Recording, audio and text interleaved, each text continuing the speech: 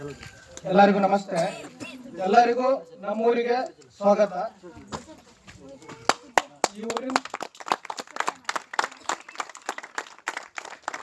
ನಮ್ಮ ಊರಿನ ಹೆಸರು ಜಮಗಾ ಗೌಳಿವಾಡ ಅಂತ. ಜಮಗಾ ಗೌಳಿವಾಡ ಅಂತ.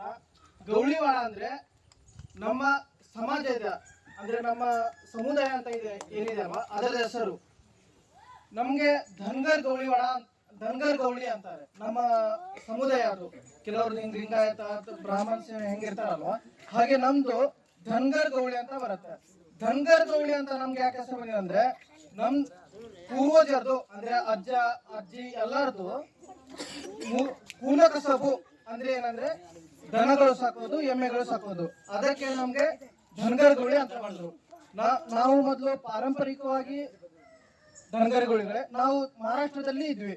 ಮಹಾರಾಷ್ಟ್ರದಿಂದ ಇಲ್ಲಿ ನಮ್ಮವರು ಎಮ್ಮೆಗಳನ್ನ ಸಾಕ್ತಾ, ಅಂದ್ರೆ ಎಲ್ಲಿ ಹುಲ್ಲು ಇರತ್ತೆ, ಎಲ್ಲಿ ಗಾಡ್ ಚೆನ್ನಾಗಿರತ್ತೆ, ಎಲ್ಲಿ ನೀರು ಸಿಗತ್ತೆ, ಎಲ್ಲಿ ಅಂದ್ರೆ ಪ್ರಾಣಿಗಳಿಗೆ ಎಲ್ಲಿ ವ್ಯವಸ್ಥಿತವಾಗಿ ಜಾಗ ಸಿಗತ್ತೆ ಅಲ್ಲಿ ವಲಸೆ ಹೋಗ್ತಾ ಇದ್ರು. ಅಂದ್ರೆ ಗೂಳಿ ಅಂತೀವಲ್ಲ, ಈಗ ವಲಸೆ ಹೋಗ್ತಾ ಇದ್ರು.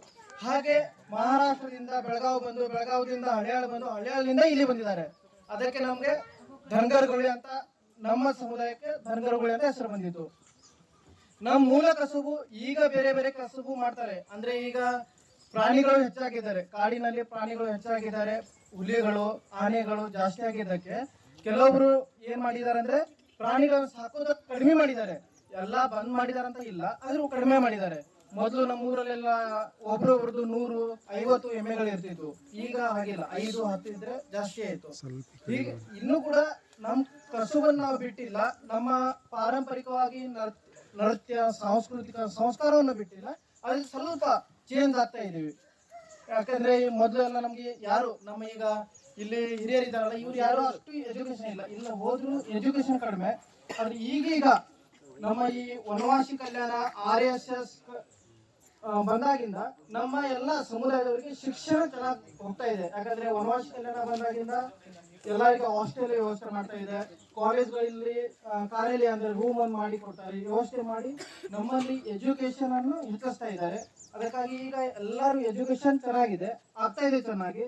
ಮೊದಲಿನವರಿಗೆ ಎಜುಕೇಶನ್ ಇರ್ಲಿಲ್ಲ, ಆದ್ರೂ ಅವರು ಈಗಿನವರೆಗೂ ಸಂಸ್ಕೃತಿಯನ್ನು ಬಿಟ್ಟಿಲ್ಲ. ನಮ್ಮೆಲ್ಲರೂ ಗೊತ್ತಿದೆ, ಸಂಸ್ಕೃತಿ ಮತ್ತು ಸಂಸ್ಕಾರ ಉಳಿದಿದೆ ಅಂದ್ರೆ ಹಳ್ಳಿಗಳಿಂದಲೇ. ಅದು ಉಳಿಸಿದ್ದು ನಮ್ಮ ಪೂರ್ವಜರೇ. ಇನ್ನೂ ಈಗ ನಾವು ಪಾಗೋಟ್ ಹಾಕಿದ್ವಿ, ಅಲ್ಲಿ ನೋಡ್ರಿ ಅವ್ರು ಹಿರಿಯರು ಪಾಗೋಟ್ ಹಾಕಿದ್ದಾರೆ, ಅಲ್ಲಿ ನೋಡ್ರಿ ಹಾಕಿದ್ದಾರೆ.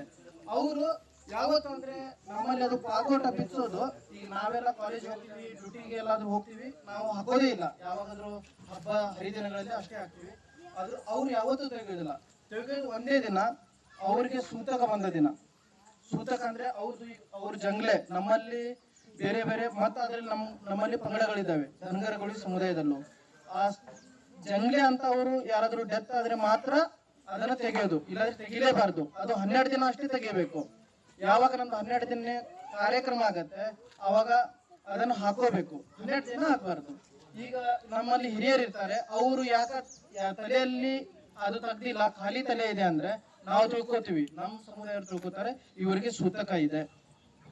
ಹೀಗೆ ಮತ್ತೆ ಈಗ ನಮ್ಮಲ್ಲಿ ಸಾರಿ ಹಾಕಿದ್ದಾರೆ, ಅಮ್ಮ 2 ಜನ ಹಾಕಿದ್ದಾರೆ, ಆರತಿ ತಗೊಂಡ್ ಬಂದಿದ್ರಲ್ಲ ಅವರು. ನಮ್ಮ ಹುಡುಗಿನ ಹಂಗೆ, ಯಾಕಂದ್ರೆ ಹೆಣ್ಮಕ್ಳು ಹಂಗಾಕ್ಬೇಕು, ಗಂಡು ಮಕ್ಕಳು ತಲೆಯಲ್ಲಿ ಇರ್ಲೇಬೇಕಂತ. ಈಗಿನ ಹೆಣ್ಮಕ್ಳು ಚೂಡಿದಾರ ಹಾಕ್ತಾರೆ, ಬಟ್ ಅವಾಗಿನ ಹಿರಿಯರು ಇನ್ನೋರಿಗೆ ಯಾರು ಹಾಕೋದಿಲ್ಲ. ನಮ್ಮವರಿಗೂ ಬೈತಾರೆ, ತಲೆಯಲ್ಲಿ ಹಾಕ್ರಿ, ಸೀರೆನೆ ಉಟ್ರಿ ಅಂತ. ಆದ್ರೂ ನಮ್ಮ ಈಗ ಶಾಲೆಯಲ್ಲಿ ಹೋಗ್ತೀವಿ, ಬೇರೆ ಬೇರೆ ಕಡೆ ಕೆಲಸ ಹೋಗ್ತೀವಿ ಅಂತ ಕೆಲವರು ಹಾಕೋದಿಲ್ಲ. ಈಗ ನಾನ್ ನಿಮ್ಗೆ ನಮ್ದು ಪೂರ್ವಜರು ಈಗ ಊರಲ್ಲಿ ಯಾರಾದ್ರು ಅಂದ್ರೆ ನಮ್ಮ ಊರಲ್ಲಿ ಅಷ್ಟೇ, ನಮ್ಮ ಸಮುದಾಯದವರೇ ಯಾರಾದ್ರೂ ಡೆತ್ ಆದ್ರೆ ನಾವೇನ್ ಮಾಡ್ತೀವಿ, ನಾವೆಲ್ಲ ಸಮಾಧಿ ಅಂತೀವಲ್ಲ, ನಿಮ್ ಕಡೆ ಎಲ್ಲ ಸಮಾಧಿ ಅಂತಾರೆ. ನಮ್ಮಲ್ಲಿ ಹಂಗಿದ್ರೆ ಸಮಾಧಿ ಬೇರೆ ಕಡೆ ಇರುತ್ತೆ. ಆ ಸಮಾಧಿ ಯಾರು ಡೆತ್ ಆಗಿರ್ತಾರಲ್ಲ ಅವ್ರು ಬೇರೆ ಕಡೆ ಹಾಕ್ತಾರೆ, ಬೀಳ್ತಾರೆ ಅಥವಾ ಸುಡ್ತಾರೆ. ಅವ್ರದ್ದು ಒಂದು ಹೆಸರಿನಿಂದ ಕಲ್ಲು ಒಂದು ತಗೊಂಡ್ ಬರ್ತಾರೆ. ಆ ಕಲ್ಲು ನಾವು ದೇವರಂತ ಪೂಜಿಸ್ತೀವಿ. ದಸರಾ ಹಬ್ಬಕ್ಕೆ ಮತ್ತೆ ದೀಪಾವಳಿ ಹಬ್ಬಕ್ಕೆ ಹೋಗಿ ಅಲ್ಲಿ ಪೂಜೆ ಮಾಡಿ ಅವ್ರಿಗೆ ಪ್ರಸಾದ ತುಂಬಿ ಎಲ್ಲ ಉಡಿ ತುಂಬಿ ಎಲ್ಲ ಬರ್ತೀವಿ. ಯಾಕಂದ್ರೆ ನಾವು ಅದಕ್ಕೆ ದೇವರ ಅಂತಾನೆ ನಂಬ್ತೀವಿ. ಅದಕ್ಕೆ ಅಲ್ಲಿ ಇಸಾವ, ನಮ್ಮ ಭಾಷೆಯಲ್ಲಿ ಇಸಾವ ಅಂತೀವಿ. ಇಸಾವ ಏನಂತೀವಿ? ಇಸಾವ. ಈಗ ನಾವು ಇಸಾವ ಹೋಗ್ತೀವಿ, ಇಶಾವದಿಂದ ಅಲ್ಲಿ ಕೆರೆ ಒಂದಿದೆ, ಕೆರೆ ಒಂದು ತೋರಿಸ್ತೀವಿ. ಕೆರೆದಿಂದ ನಮ್ಮಲ್ಲಿ ಮೊದಲಿಗೆ ನಾವು ದನ ಸಾಕ್ತಿದ್ವಿ, ಆಕಳ ಸಾಕ್ತಿದ್ವಿ, ಎಮ್ಮೆಗಳನ್ನ ಸಾಕ್ತಿದ್ವಿ ಅಂತ ಹೇಳಿದೆ. ಅವ್ರು ಹೆಂಗ್ ಸಾಕ್ತಿದ್ರು, ಹೇಗ್ ಜಾಗ ಮಾಡ್ತಿದ್ರು, ಮರಿಗಳಿಗೆ ಹೇಗ್ ಜಾಗ ಮಾಡ್ತಿದ್ರು, ಕುರಿಗಳಿಗೆ ಹೇಗ್ ಜಾಗ ಮಾಡ್ತಿದ್ರು, ಅದನ್ನ ನಾನು ತೋರಿಸ್ತೀನಿ. ಅದಕ್ಕೆ ಹೆಂಗ್ ವ್ಯವಸ್ಥೆ ಮಾಡ್ತಾರೆ ಅಂತ ನಾನು ನಿಮ್ಗೆ ಒಂದ್ಸತಿ ತೋರಿಸಿ ಆಮೇಲೆ ಇಲ್ಲಿ ಮತ್ತೆ ಬರೋಣ. ಆಯ್ತಾ? ಆಗ್ಬೋದಾ? ಎಲ್ಲರಿಗೂ ರೆಡಿ ಇದೀರಲ್ವಾ?